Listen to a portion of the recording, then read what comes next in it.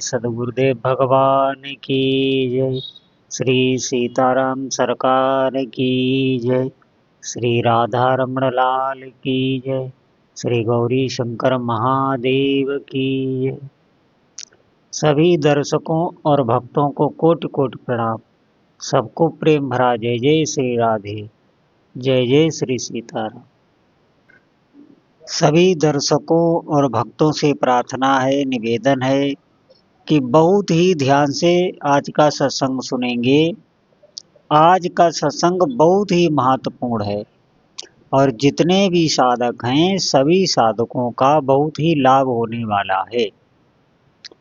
आप बहुत ही एकाग्रता से सुनिएगा। अगर आप भगवान नाम जप कर रहे हैं तो आप नियम से, दृढ़ता से करिए और जितना भी आपको समय मिले बार बार आप नाम जप ही करिए, भीतर से, संख्या से हो या ना हो।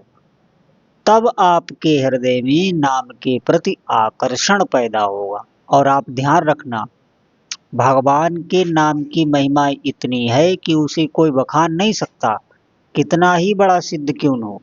भगवान के नाम की महिमा वो नहीं कह सकता, अपार महिमा है।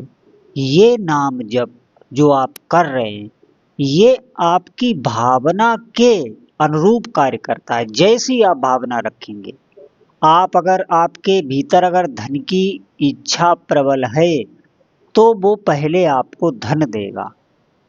अगर आपके भीतर कामनी की इच्छा है तो पहले नाम आपका काम नष्ट करेगा।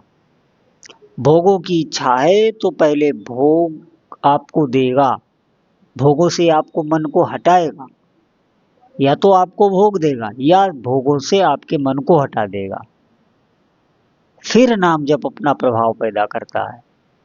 ऐसा नहीं है भगवान नाम जप तुम्हें वैराग्य ही, बहुत लोग डरने लगते हैं कि भगवान नाम जप से वैराग्य आ जाएगा, संसार छूट जाएगा। अरे वैराग्य आना कोई साधारण बात है क्या? वैराग्य बहुत पुण्यों से, बहुत जन्मों की तपस्या के बाद हृदय में वैराग्य प्रकट होता है।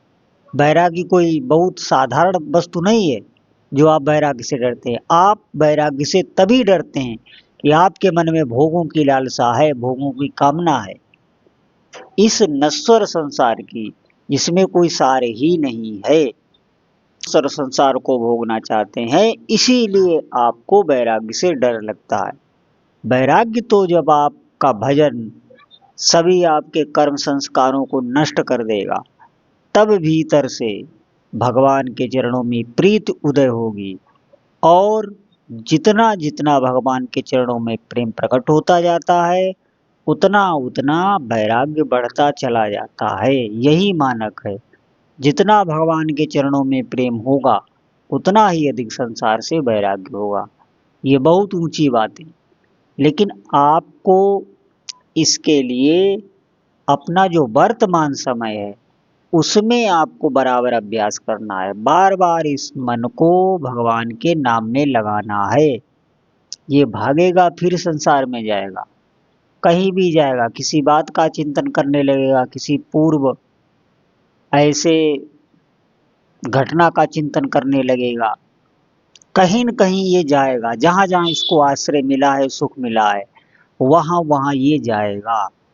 वहाँ से हटा के फिर नाम जप में आपको लगाना है। ये प्रक्रिया आपको थोड़े समय तक चलानी है। फिर देखना आप कि आपका इसी नाम में आकर्षण हो जाएगा। जो भी इष्ट देव का आप नाम जपते हैं, फिर हृदय आपका वास्तविक शीतल होने लगेगा। कैसी शीतलता? जिस शीतलता का कोई बखान नहीं कर सकता। जैसे आप कोई मिष्टान, कोई स्वादिष्ट पदार्थ पाएं तो आप उसे वाणी से नहीं बता सकते। उसके स्वाद का जो अनुभव है वो आप नहीं बोल सकते, वो खाने वाला ही समझ सकता है। इसी प्रकार जो भीतर से अद्भुत शांति प्राप्त होती है वो सिर्फ अनुभव की होती है। और नाम जप ऐसी साधना है कि इसमें सब नहीं लग पाते। आप महिमा सुनेंगे, आपके भीतर प्रकाश होगा कि हम भी नाम जपें। थोड़ी देर के लिए 1-2 दिन आप जपेंगे, बस आपके जो भी उत्साह था वो ठंडा पड़ने लगेगा। आप इसमें ज़्यादा समय तक नहीं लग सकते।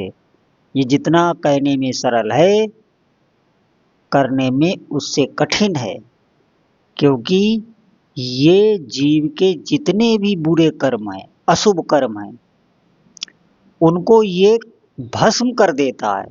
और जो पाप करने की प्रवृत्ति होती है, आदत होती है, उसको भी ये नाम जब भस्म करता है। किसी भी साधना में इतनी सामर्थ्य नहीं है कि वो आपके पाप करने की प्रवृत्ति को भस्म कर सके। आप ध्यान देना, बहुत भाग्यशाली जीव हैं जिन्होंने निश्चय कर लिया है कि मेरे जीवन का लक्ष्य सिर्फ भगवान नाम जप है। भगवान नाम जप के अतिरिक्त मैं कुछ भी कामना नहीं करता। ऐसा जिनका लक्ष्य है, तो उन पर भगवान की बहुत विशेष कृपा हो चुकी है। अब उन्हें कृपा नहीं मांगनी। अब धीरे धीरे उनके जीवन में सब वो भागवतिक सद्गुण आ जाएंगे जो ग्रंथों में लिखे रखे हैं। ऐसे साधक का चित्त कभी भी अशांत नहीं होता जो भगवान के नाम जप में लगा हुआ है। नाम जप की एक अद्भुत महिमा है, क्योंकि नाम भगवान का, मैंने कई बार कहा, वो चेतन है, जड़ नहीं है। एक साधक थे, उनको इस बात पर विश्वास नहीं था कि नाम चेतन है, और वो नाम जप करते थे। इतना अधिक नहीं, लेकिन करते थे। एक बार जब वो अस्वस्थ हो गए, शरीर शिथिल हो गया, तो उन्होंने अनुभव किया कि उनके भीतर नाम बहुत तेजी से चलने लगा, अपने हाथ ही, उन्हें कुछ करना नहीं पड़ा। और ज्यों ही नाम ने उनके चित्त को अपनी तरफ पूरा आकर्षित किया, त्यों ही उनका जितना रोग था, रोग का ताप था, सब नष्ट हो गया और वो स्वस्थ हो गए। ये वो ऐसे समय आपको अनुभव कराएगा जब आपके साथ कोई नहीं होगा, कोई भी नहीं, कोई साथ देने वाला आपका नहीं होगा। तब आप जो नाम जप कर रहे हैं, आपको पता चलेगा कि ये चेतन है, जड़ नहीं है। जड़ होता तो हमारे करने से होता, लेकिन यहाँ तो ये अपने हाथ चल रहा है। ऐसे ही हमें, जब हम स्वस्थ हों तब भी हमारा नाम जप चलने लगे। हम ऐसी साधना करें कि हमारा नाम जप स्वतः चलने लगे, जागृत हो जाए हमारे भीतर। लेकिन ये होगा दृढ़ता से अधिक अभ्यास करने पर। नाम जप के बारे में आपको बहुत बताने वाले मिल जाएंगे, सुनने वाले मिल जाएंगे, लेकिन नाम जप की महिमा सब नहीं कह सकते। जिसने जितना इसका जाप किया होगा, उतना ही उसके पास अनुभव होगा। तो साधकों से प्रार्थना है कि आप अगर भगवान को प्राप्त करना नहीं चाहते, आपके हृदय की ऐसी धारणा नहीं बनी हुई है, संसारिक कामनाओं को पूर्ति के लिए आप नाम जपना चाहते हैं, तो भी आप भगवान के नाम जप में लगे।